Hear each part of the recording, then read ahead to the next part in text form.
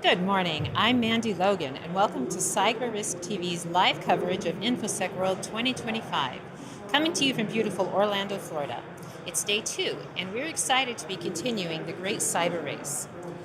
Now, thankfully, I've had the opportunity to be here since Saturday, and though the main conference was yesterday, a Monday, and today, Tuesday, there were actually pre-conference events and post-conference events that are, from everything I have seen and heard, adding tremendously to each individual participant's knowledge, networking, and I've even started to hear some chatter about people feeling much more ready to figure out best ways to use emerging technologies. There's a large number of vendors. Actually, the expo floor is very alive this morning, and I'm glad to see that.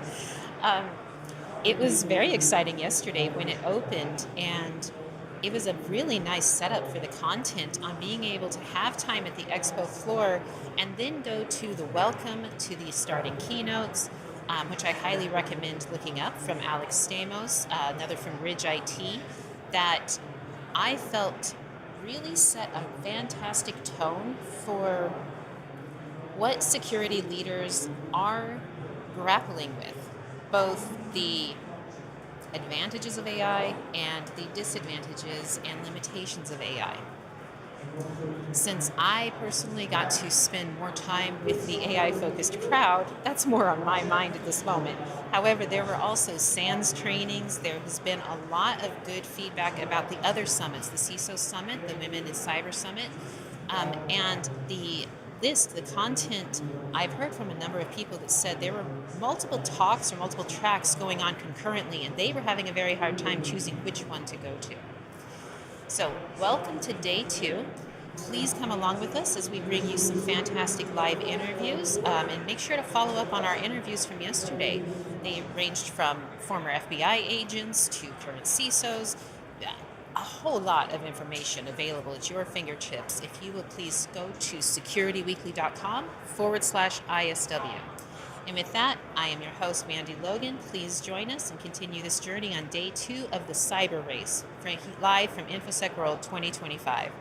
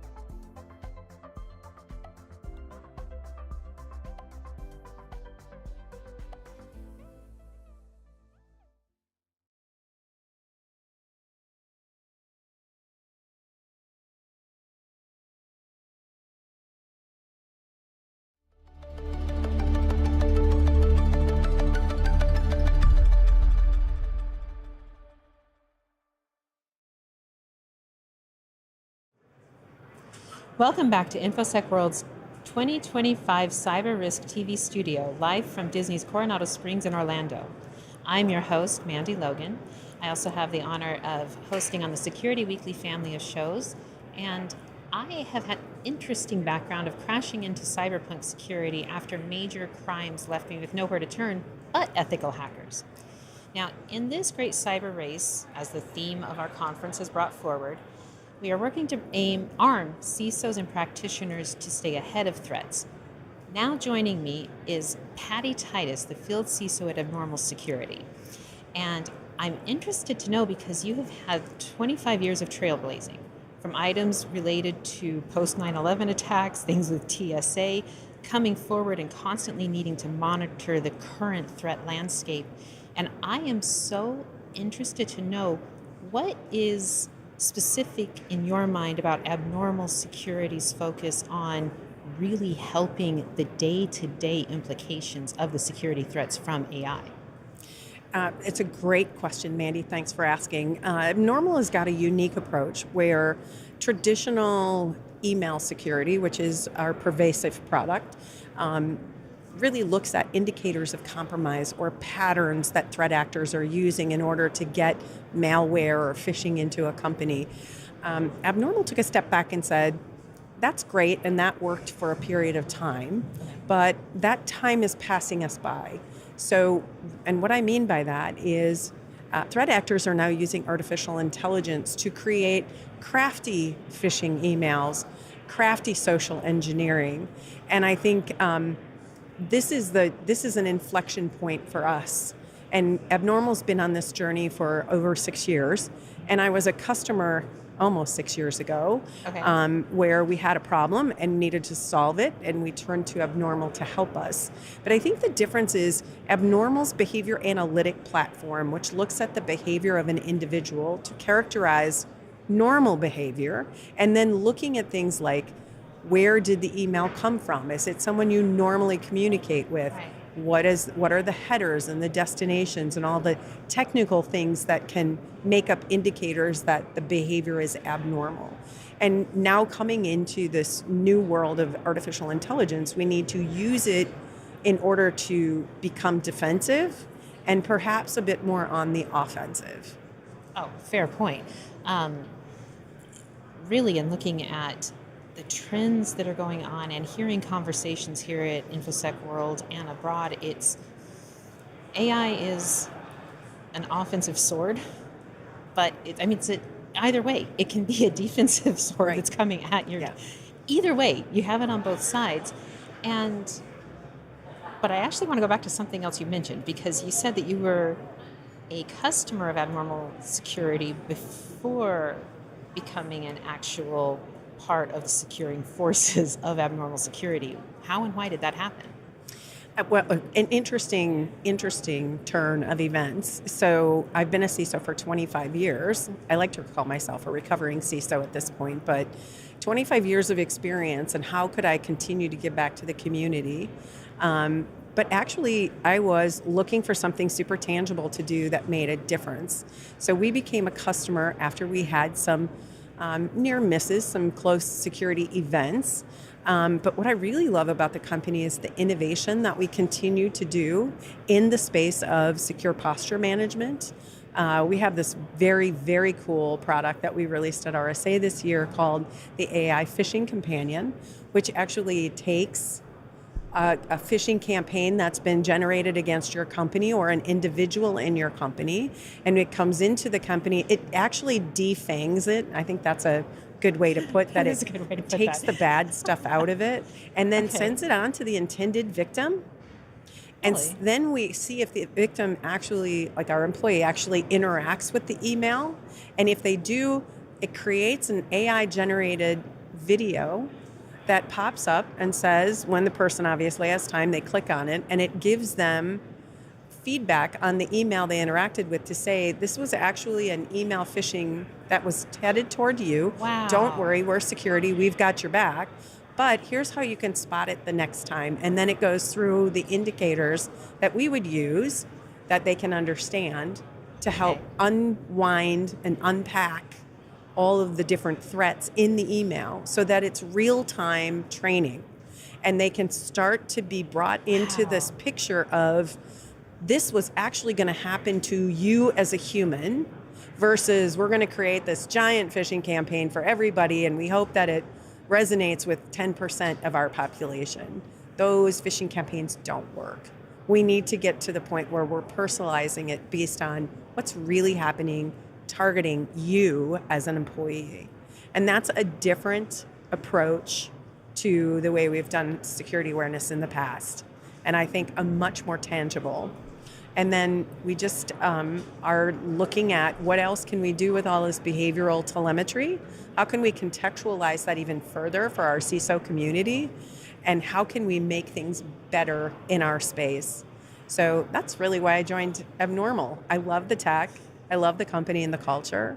I'm drawing energy from a lot of our employees who are just so enthusiastic about what we're doing. Right. And I love the technology. I do too. So like just hearing that and hearing about the advance of being able to extract the nefarious parts, the threat parts of the email, but then use it as an immediate teaching opportunity. Right. That's incredibly encouraging to me. And I'm curious, like going beyond just that training, which is enhancing real world security training, how does your software then help with compliance? Does it? Like, I don't know if it would... help me understand that a little bit more.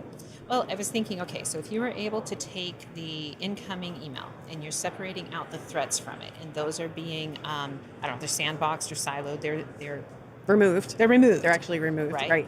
So now you have detail that is coming in on what threats you're seeing constantly. You also have the detail on what the employee what they would normally have done. And I thought, well, if you're able to take both of those parts, were you able to give detailed insights that would help with security leadership going, well, these are what we are seeing in our office.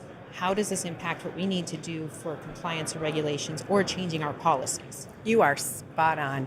Okay. So that's exactly what we're doing. We have a threat intelligence team that actually takes a lot of consolidation of this threat data, anonymized from our customers. So it's taking that threat data and saying, how can we use this in our R&D and better our solutions and make things crisper and tighter? And also, are we doing enough with the behavioral data to actually that threat intelligence to enrich it and provide that back to our CISOs? Mm-hmm. So we have an analytic tool called Abby. It's an analytic tool that allows you to see who are the most attacked employees in your company. That's super powerful data for a CISO to take to the board, to our executive leadership team, and be able to show that. I heard one company, actually, it felt like a little bit of a competition of the executives. Oh, I was targeted the most last week. And okay. Yeah, so not that ever happens. It's not competition in our executive ranks, but it's just an interesting point where we can get to the point of predictability. And that is where I feel behavioral analytics will take us, behavioral AI will take us to being able to be more predictive in the types of attacks. Because if we're seeing, maybe we're an accounting finance company and we provide services to financial institutions. If we're constantly seeing invoice fraud coming in, it's an opportunity for us in security to come up with better ways to inform our employees and create marketing campaigns using real data that's actually happening. Instead of, well, generally in the Verizon data breach, we know that X number of breaches happen because, but now if you can even take that down a couple layers to make it real and, again, contextualize based on what's happening to the company and who we are and my role in the company, because it really is looking at my behavior. Right. I can just enrich that so much further to provide better communication to our employees, to make them more digitally aware without it being overloaded with a bunch of stuff they don't need to know. Like, who's going to read the Verizon data breach other than security professionals? And a few of us, right? Yeah, pretty much. Right. I'm pretty much thinking my employees don't really care that it came from the Verizon data breach, but if I would care if it's coming from analytic data that's coming in about our company. Now I have a vested interest. I agree. Maybe I'm a shareholder. I mean, there's just so many different avenues that you could use to tweak that message as a CISO to your community. And that is gorgeous. And I just can't get away from this idea that having that type of information, not just on predictive intel for threats that are incoming, but being able to really provide more predictive analytics on what your employees are facing, that taking that information there has to be a way that it helps future-proof coming technology in a way that it does help compliance boards and regulatory agencies go, oh, we do need to stay ahead of this now, and we hadn't quite gone to this depth, where you are getting depth that sounds to me like probably at least 20 to 30% deeper than other solutions I've heard of in a similar vein, with being able to pivot directly to security training. I'm not up to date on every single bit of security offerings that are out there, correct? But that is brilliant. Is there another portion of it where you see what abnormal security is doing, particularly to email security, that allows you to rest better at night, knowing we do have a bright future of incredible defenders? I do think as our behavioral analytics, when you first plug it in, it will set a baseline. But the very interesting thing about machine learning and behavioral analytics is that continuous learning, continuous growth. So it doesn't just scan once and learn it and set a baseline. It is continuous, continuously improving, continuously getting better, continuously looking at what's targeting your specific agency, organization, or company. And I think that's a bit of the difference. We don't try to be peanut butter and smear it across the entire industry or even a vertical market. What we are saying is specific to your agency or organization or company, these are the threats that are coming, so that the messages and the threat intelligence that's specific for you, that's where you need to focus. So what it's doing is eliminating a lot of the white noise or the chaff of a lot of other security tools create noise. It's actually giving you actionable intelligence with the statistics behind it. That's the other piece of it. So I'm not really a great math person, and maybe there's a lot of CISOs that are, but statistics for executives, that's what they're looking for. They're looking for percentages, dollar figures, optimization. So those are all key things that executives are looking for. We can now go armed with statistical data. And I think that's the value proposition of being able to have, numbers don't lie. And I think that's been a hard thing for us as CISOs over my 25-year evolution as a CISO, that I've seen. We've gone from firewalls and IDS sensors to now we're statisticians and having to be able to prove and talk about budgets and show the business value of what we provide. And I think it's a good evolution. It was destined to happen. But I think we're at another inflection point, and that is, how do we derive statistical data to prove ROI, return on investment, of those investments that our companies are making? And so that's the other part that we have to show. And that's another solution that Abnormal can add to your picture. We're not the whole picture, but we're a piece of the picture. And to me, one of the most valuable parts, because the way we communicate today is via email. Oh, absolutely. And in our last few seconds here, for our viewers who have not yet sampled Abnormal's offerings, what are ways, like what information resources, are there trials? What is the process? Yeah, so I think the first thing is to go to the website, take a look, watch some of the demos, read some of the white papers, watch a couple of the podcasts that we have, talk to other customers. Our customers are our best sales team. Having been a customer, I will tell you, I could not sing enough praises about the product. even before I joined the company. Now it's a little bit easier because I've got a little bit more on the inside take about what's going on. But talk to other customers, come and see us at events like this, reach out to us. I would say when you think you might be ready, we have a free proof of value that we will do. Oh, good. Okay. So nobody wants to pay for a proof of value or proof of concept, so ours is free. Okay.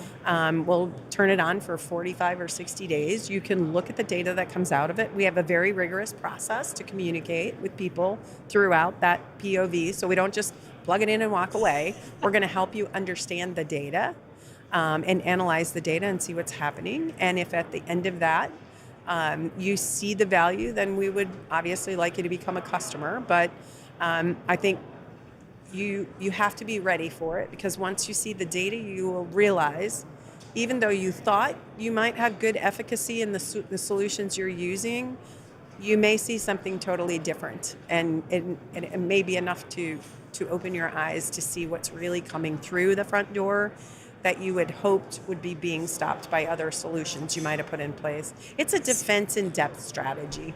Well, it is, and it's also a beautiful way and a very nuanced but practical way to go. Again, we as humans have to stop our pattern seeking of, well, this is the way we've always done it. And you're now able to give more data to show, well, we've always done it is no longer effective. Right. So thank you. Thank You're you so so much, welcome. Patty, for joining us. Thank you.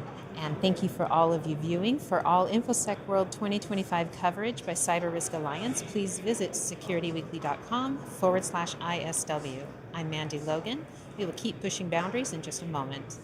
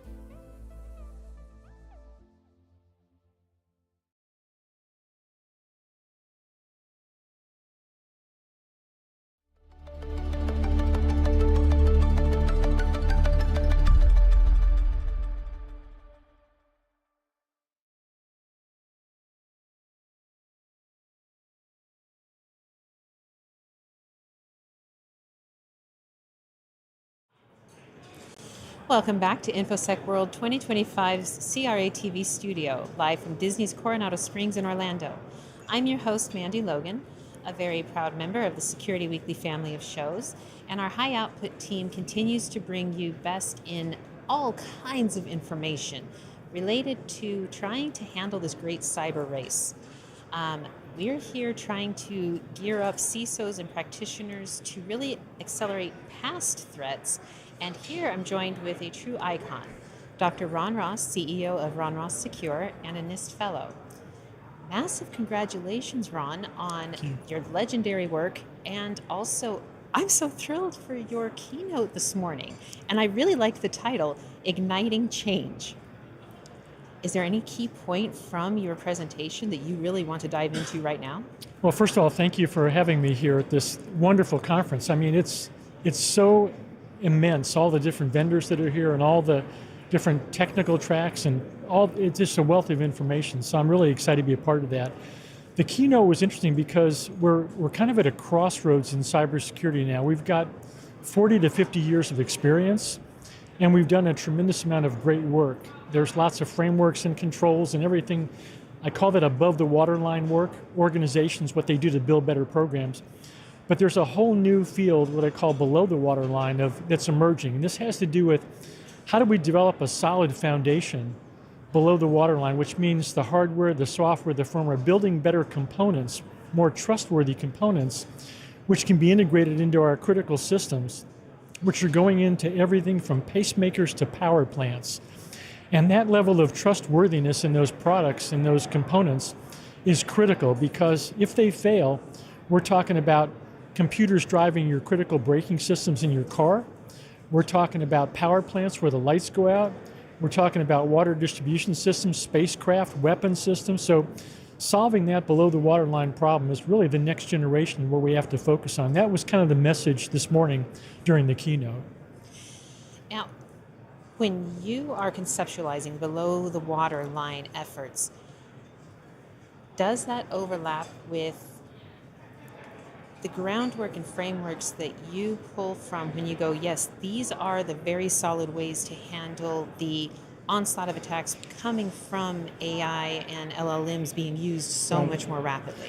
Well, the threat space continues to evolve, and so those kinds of attacks are going to continue to grow, and they're going to change over time because the adversaries are always looking for new ways to compromise our systems. But all the frameworks that we've used up to this point, whether it's the NIST risk management framework or the cybersecurity framework or any of the international frameworks, all of that is good work to help secure the basic organization. But we talk about a lot about below the waterline. I call it the black box. You have a smartphone or a tablet, you have a laptop computer, you don't really know what's going on inside that device. You know, you have the user interface, you interact with it, but all of that complexity within those devices is really where the adversary can tend to exploit. That's called attack surface. And the greater that becomes with all the innovation and everything we're bringing into the new enterprises with AI applications and all that, that increases the attack surface. And so we have to find ways to make those components more trustworthy. And that involves good engineering, good software engineering, software development. And we have a lot of history and just basic concepts that we can apply to make that a better situation. Well, you're bringing to mind several things at once, so you have to forgive me because I have to go. That's, again, I'm trying to pull from what I know of your background and history, and looking at this current moment and thinking about our CISO audience who are trying to engineer these high assurance systems. And what is something that you would go, you know, I can look back and see that this was a missed opportunity, and yet if it was used now, it's proactively useful. Right, so CISOs are obviously at the organization level, so they pretty much are dependent upon whatever the industry provides to them. They're buying all the black boxes, whether it's a software application, AI applications, AI agent technology. They're buying network components, they're buying all the operating systems. They have to go to the commercial marketplace. So it's really imperative on industry to help the CISOs sleep better at night by letting them know, how did you go about building this product that you're trying to sell to me? What things did you do? Like, did you use memory-safe programming languages? Did you use certain design principles, least functionality, least privilege? Did you reduce the attack surface of the product that you're building so it makes it less susceptible to the cyber attacks? I don't want to have to deal with those on the customer side. And so the real takeaway is industry has to do more on their end, because every time they let a weakness or deficiency through that pipeline, it becomes a potential vulnerability that the customers have to deal with. And those vulnerabilities are growing by leaps and bounds because the attack surface is growing, because we just have an insatiable appetite for new technology. We're not going to stop innovating. We're not going to stop buying all those products. So at some point, industry has to step up and tell us, what are you doing to make your products more secure? That's a big challenge for them, because it doesn't always look at the bottom line. They want to sell products quickly to the marketplace. Oh, absolutely. Shareholders, stockholders, but this is not an issue that we can just let slide anymore, because everything they're building, all those computers that are going into these technologies, those are going into every one of our critical infrastructures, all 16 of those, right, from communications to space, weapon systems, power plants, water distribution, transportation systems. And so a failure to secure that foundational aspect of the technology can have severe catastrophic effects long term. And we, the consumers, can't always deal with those complexities. That's why this is a big issue for industry. It's an issue of legislation and regulation potentially, but also letting industry still be innovative and creative so we can keep our economic advantage. And that actually ties to our national security interests as well. Yeah. Now, in that, what is your take then on how effective are S-bombs, F-bombs, and any other bombs that are out there and being developed? Well, the S-bomb technology, the secure bill of materials, basically, that's an attempt by the government to say to industry, we need to know more about what's inside the black box. Transparency, visibility. But the S-bombs that they've defined so far are very superficial. And we need to have a lot more information about what is the product supposed to do, how is it designed, what kind of a process did you use to develop your software? Did you bring in lots of information from code libraries? A lot of the times the developers are developing quickly through the life cycle, DevSecOps. They've got a quick life cycle. And they're using a lot of open source code sometimes. Right. And they're bringing a lot of code libraries. In those code libraries, or the open source code, there could be malicious code that comes in from that aspect, and they get into the development process of the system. So there are some industry players now that are addressing that problem, basically shining the light on the process, the concepts, the procedures that are used by our tech industry to produce everything that you see here on the floor today and more, the general space of technology. And so there's a lot of movement in the S-bomb area, but it's just starting initial. We're just scratching the surface in that area now. We need a lot more. Well, absolutely, and I'm curious because you're discussing so wholeheartedly about securing the components, and if it's not through the current structure of S-bombs, F-bombs, and other bombs that are available, then is there like a 3 or 4 word descriptor for what you feel will help secure the components more readily? Well, I think overall, we need greater visibility and transparency into what these products are doing inside. Now, that doesn't mean that every consumer, the consumer's not going to be experts in the technology. They don't, they're not building code, they're not designing integrated circuits, but it's important for companies to tell the consumers what process they did use and all the things that we know as an industry reduce the susceptibility to cyber attacks and critical failures. It's kind of like when you walk down the cereal aisle in the food store, there's 100 different choices, and you can read on the label on the side of the box. You look at things like sugar, carbohydrates. Of course, cereals have a lot of that, but a lot of people look at the food labels now and make better choices on healthier foods to eat. We kind of need the same thing in the cybersecurity business. We need clear, concise labels that have been vetted by industry and our standards organizations to say, if you follow these procedures or if you do these kinds of things, then you're going to probably have a more trustworthy product. Now, it's not perfect, but this is going to be a journey getting greater transparency and visibility is going to be a long-standing process to get to that point. But there were times, I remember times when there were no labels in any products in the food stores. You just walk down there and pick whatever looked good. And now we've seen an evolution. Automobile safety, the same way. My first car barely had a seatbelt. Now we have seatbelts, airbags, steel reinforced doors. We have drop-down engines, sensors everywhere. And so the combination of regulation and the industry wanting to bring safer automobiles to you as a consumer, that's a good model to follow for the tech industry now. We're at that point because nobody wants their brakes to fail at 60 miles an hour.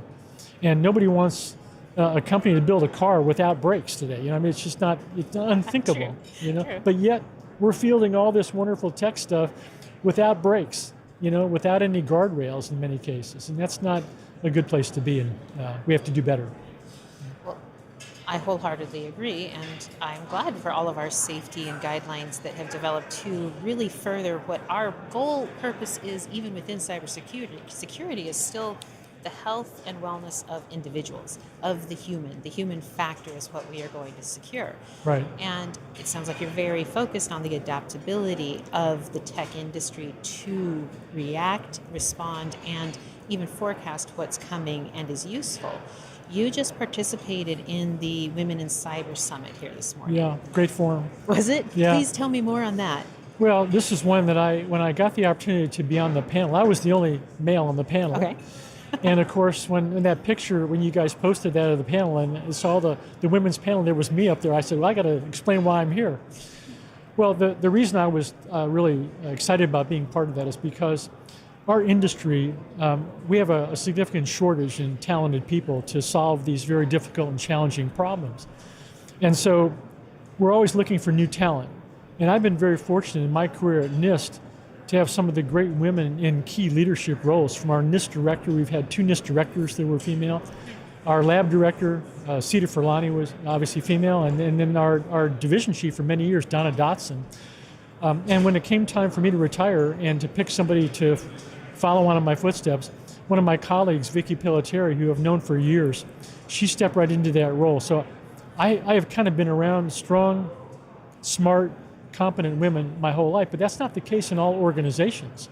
There's kind of a culture in our industry, it's still largely male dominated. Now, I don't know why that is. It could be just a cultural thing, but you know, we need to encourage young women to get into the STEM sciences, and if you don't like the STEM area, there are lots of positions in cyber, policy related things.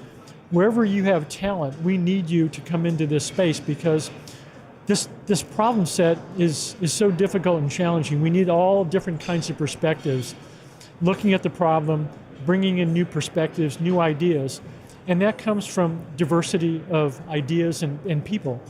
So that's why I was so excited, and it was a really great panel. We had a Q&A session, and the audience was really engaged. They were asking, we had to cut off the questions because we ran out of time, but they were all about it today, and that kind of energy. And I have to say, I was trying to count the number of men that showed up to that.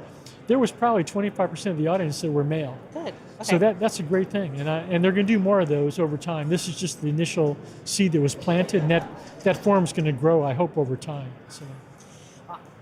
I'm very happy to hear that, and I know from my own personal journey, it is the adaptability and integrity of so many of security practitioners that I have seen that it really is a very inclusive space compared to some others. And I am thankful that not only are there so many mentors like yourself and teachers and people who are way showers and who Right. have developed such phenomenal depth of know-how and skill and dedication, and yet I personally hold that within the security communities, there are a beautiful and hardcore advancing dedication to progress that transcends all other barriers. I totally agree. And setting aside just the women's issue, but just the general community itself, the first thing I do, and anytime I speak anywhere, is I thank all the men and women who have been doing the heavy lifting in this business for decades. Yeah. It is incredibly yes. difficult work. You get up every day, and if you're a CISO or an ISSO, first time there's a problem or a breach, they usually point to you and blame you for that. And I've always said, no, it's a senior leadership problem. They're just working for you, and they need to take that responsibility at the highest levels of any organization. But the dedication of the men and women of our profession is unmatched. I mean, it's highly stressful. The technology has been racing forward. Every time they think they have a good lockdown solution, they get a new component, new application, new person comes in. So their world is constantly changing, and they have to be very smart, capable, be tenacious, and be able to take those constant blows every day. And that contributes to the stress level.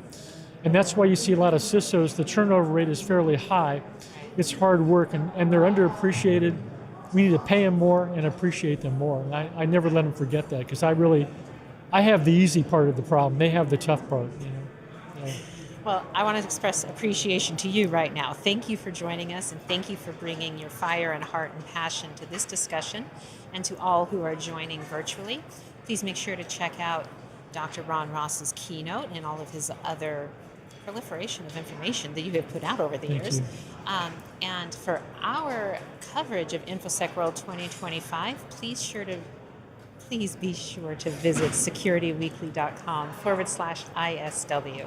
I'm Mandy Logan, and thank you for joining us.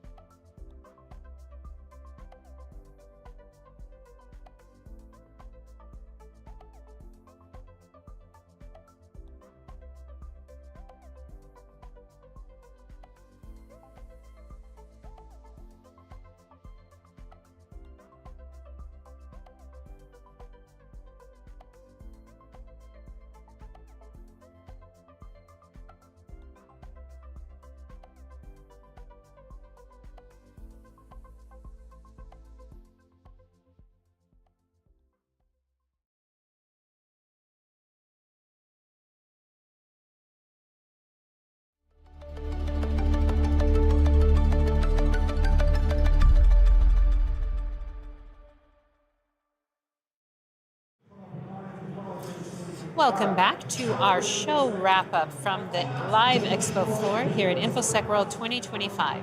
I'm Mandy, Logan, and it has been my honor and pleasure to get to speak with some of the brightest and most experienced minds in this great cyber race that we are experiencing right now. Cyberspace, how about that? Cyberspace. I am joined for this wrap-up by I don't want to give a descriptor because I feel like any descriptor I give, you are going to bash it somehow. Well, they just introduced me by name. Okay, so G. Mark Hardy is here. Mark Hardy, yeah, that works. So, G. Mark Hardy, welcome, and thank you for joining me for this wrap-up. Well, thank you, Mandy. I'm glad to be here. I specifically wanted to speak with you because you have been around the industry for more than 5 years, and you have actually been involved with InfoSec World in decades past. And because InfoSec World is in its 31st year, which is uncommon in security conferences. That's true. Can you tell Surpassed me? only by DEF CON. By DEF CON, exactly. Exactly. And you've had your I made finger 30 in DEF CONs in a row, so I achievement unlocked. Goodness, I don't have nearly that many. But on this side, I would love to know what is your take and your wrap-up of InfoSec World from the past, and then anything from the present, and then what do you want it to do in the future? Good question. I think my first InfoSec World was 1997. Okay. It might have been plus or minus a year. If I said more plus or minus 3 years, I'd be lying because you didn't exist before 95. But it was when I went to the event and was like, wow, this is pretty cool.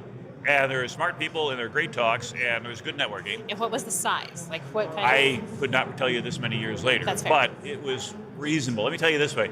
A couple years later, when I gave a talk, it was when PKI was all the rage. I think it was in 2000. And so my talk was PK, I don't think so. And room was packed. There were people in the hallway trying to get in. I'm sure the fire marshal would have been upset. The whole front row were vendors like, yeah, what are you going to do? And I basically pointed out the fact this whole hype cycle, sound like AI today, all the stock prices are inflated and things like that, how the technology works, what the shortcomings are, et cetera. And as a result of that, at the end, I went up to all the grouchy people and said, what do you think? And they're like, well, you're right, but we didn't think anybody would figure it out so quickly. But I kind of closed that with saying, the best thing you ought to do is maybe short these stocks. This is February of 2000. So lucky call on that. Baltimore was like at 210 and dropped down to like 40. I made money on the stocks going the wrong way. But more importantly, they said it was the highest rated talk at the show when I come back into the keynote. It's like, cool, I get to keynote InfoSec World. And back then it was run by the MIS Training Institute, so a different management team. But I think at my talk, I might have had 120 people. And that was like over the top. Can you imagine 120 people wanting to listen to one talk? Today, of course, we're a much bigger community. We've got a vendor showcase out there. I hope you have really good noise filtering because it sounds like I'm in a carnival right now listening to all the yelling in the background. But more importantly, what I've seen the evolution is that as the industry has changed, the requirements of education have changed. And that is to say, for people to be able to come to an event like this and have a small enough venue where it's not the craziness of RSA or Black Hat.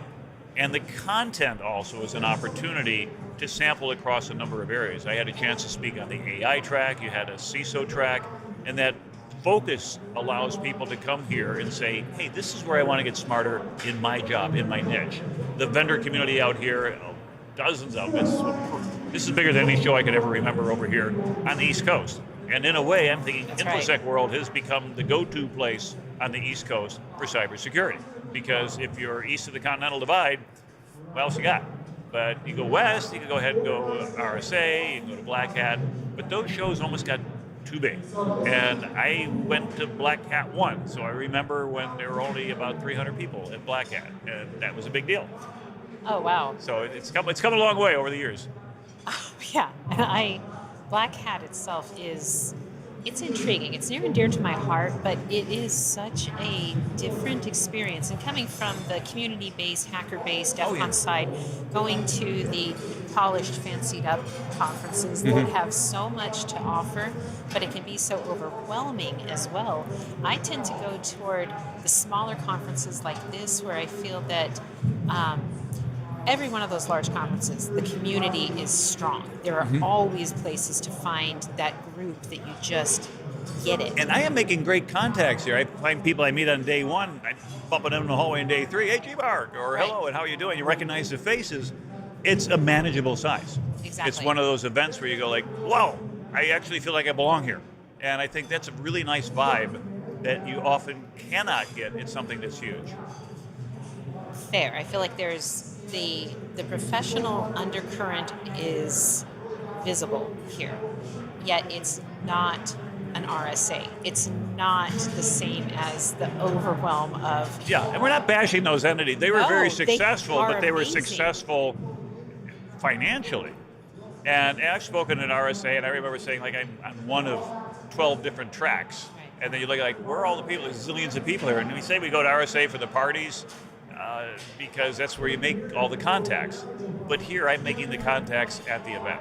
At the event, right. And being able to have the LobbyCon aspect going on here, meaning that in our hallways, in the little side areas where we're eating, there are consistent opportunities to really get to know the people around you. I did so even in a keynote yesterday, got to speak to the people on either side of me before it started, and you still have that deep connected sense of community and focus. And it's amazing to me that they do it without nearly as many hacker stickers or without electronic badges in the games and stuff we play. Oh, you need a hacker sticker. Come on, you get to be one of the few people who gets an official CISO Tradecraft sticker. There you go. Congratulations. Thank You're a you. proud recipient. I am, and I'll give you one of my personal hacker brand Awesome. stickers. You see, the community's still here, Yes. but it's not in your face.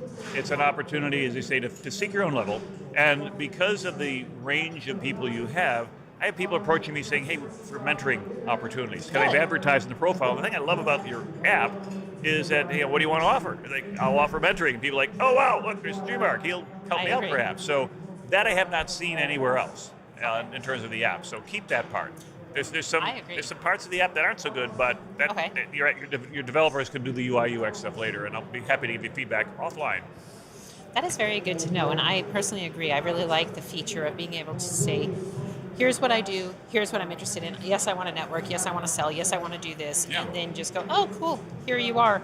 Let me confirm that that's your face. Yeah. So it is a wonderful option. Now, you mentioned you did participate in the AI Summit, and how was that experience for you? And do you feel like with the great cyber race and the fact that AI is accelerating both the defense and offense side, that is something that should continue as a core part of ISW and other conferences? Or what are your take? Well, AI is the new buzzword. I mean, 25 years ago it was PKI, and that was all. And I tried to debunk that with the PKI. I don't think so, saying, hey, it's still around. And don't get me wrong, and PKI is an integral part of what we do. But the inflated hype cycle that came out there, like right at the peak of the roller coaster before it click started down. AI is not quite at the peak yet. We still got a ways to go. But if you use Gartner's terminology, we're really approaching that hype cycle, that overhype part, heading very rapidly to the trough of disillusionment. But what's going to come out of that? We look at the dot-com crash that took place, and all of the pets.com. Oh, look at this talking hand puppet. How could possibly go wrong with the business model? I remember companies like, we don't have any customers and we don't have any product, but we'll make our money on volume, so go ahead and fund us, and people were writing checks for them.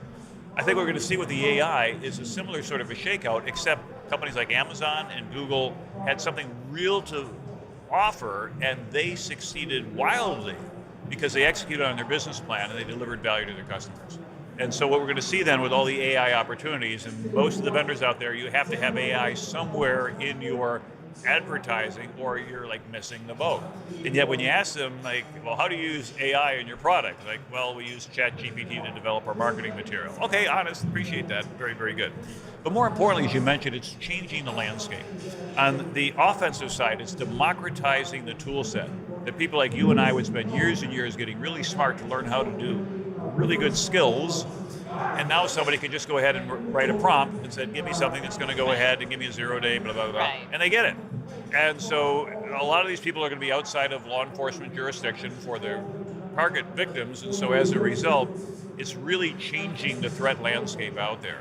On the defense side, what it means then is that we have to be able to respond faster. We have to respond not in human time, not in internet time, but in AI time. And that means being able to automate your defenses to the point where it's not going to go ahead and say, let's do 2 battle bots and see who wins. And it's not a matter of sitting back and letting the computers fight the war and see if humanity survives, but it's determining what your strategy is, what is your response, and putting all of that into code that can be executed by AI, not as a rogue agent, but as a defensive agent, so that when these attacks happen in milliseconds, your defense happens in milliseconds. Right.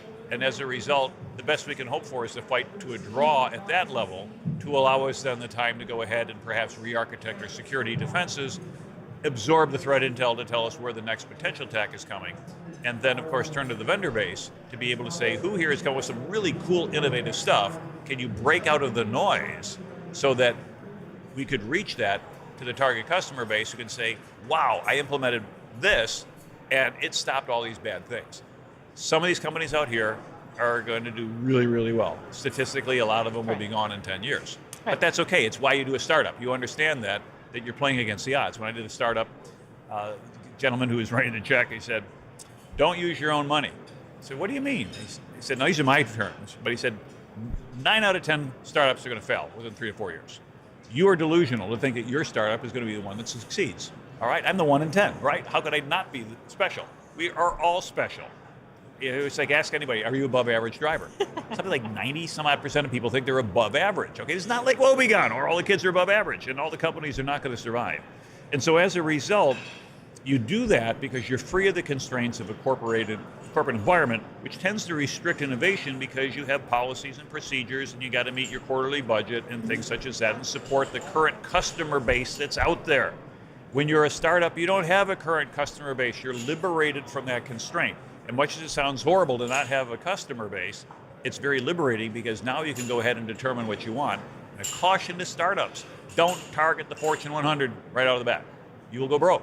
Why? I don't care how brilliant your product is, how great the problem it solves. It's going to take you 1 year to get through procurement, to get through legal, to get through all the processing, to get into the budgeting, and by the time you get there, you'll starve to death. So focus somewhere else, and then don't price yourself so ridiculously that SMBs can't become your customers. So that's my little philosophy for the day. That's fantastic. Now, considering that InfoSec World 2025 is coming to a wrap later today, although there are post-conference offerings, That's there true. are trainings and information that will continue for those who are astute and hardy enough and able to make arrangements to be here for that. I want to go back to one thing you said about time, especially with needing to work in AI time. This is a point I made at the AI Summit, was that I think when you're looking at a very large and broad picture of AI, you're discussing LLMs and AI at this point accessing what is basically a sort of quantum consciousness and using digital infrastructure to interlace that with wetware, with human evolution at this point, and that eventually identity and access management is not just going to be identity and access management, but also where in time is this? Interesting. I mean, if you look at some of the writings of Roger Penrose, we are quantum consciousness as humans. Get down to that level. We're just not quite sure how to do the interface yet, other than what we've got right now. So we're still on version 1.0. But yeah, I mean, it brings up questions, as you said, identity management. And typically it's been humans or it's been devices. But now, do we give identity to data? Do we give identity to but algorithms? aren't we? I mean, considering that the Cybersecurity Trends Report from ISW showed that only 44% of digital identities are being managed at all. That's more than half of digital employees are not being tracked or managed. And 86.4% of statistics are made up. But point well taken, though. I can tell you that I am 100% done with this interview then. Don't be that way. Yeah, this makes it to the blooper reel. If you're still watching, because this is the trailer, it means you left your computer on and you went out to get dinner or went out to get drinks and you came back like, what's this computer still running? If you're still listening, I should say go ahead. Email me at gmark@csotradecraft.com and I'll send you something. I don't know if that's a threat. That's an Easter egg. It's an Easter egg. Threat. Maybe we can find it. Okay. Hey, wait, I got an Easter egg in the email. What's this? All right, thank you for tuning in to CyberRisk TV's live coverage of InfoSec World 2025. Please don't forget to visit securityweekly.com/ISW to find all of our published interviews and all of CRA's coverage of this year's event. I'm Mandy Logan. Thank you, G. Mark, for being and come here. back next year. It's going to be awesome. Thanks, Stu.